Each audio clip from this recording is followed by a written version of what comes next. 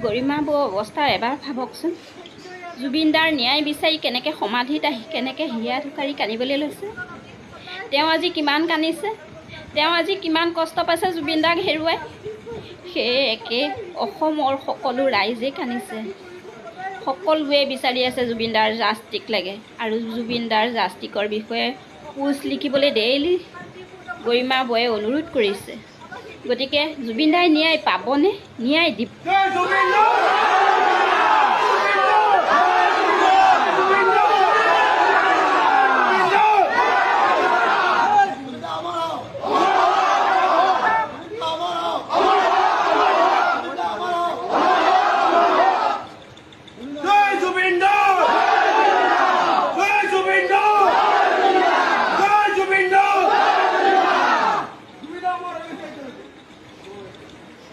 জুবিনদা আমালৰ সদায় আছে, জুবিনদা আমালৰ সদায় আছে, জুবিনদা আমালৰ সদায় আছে,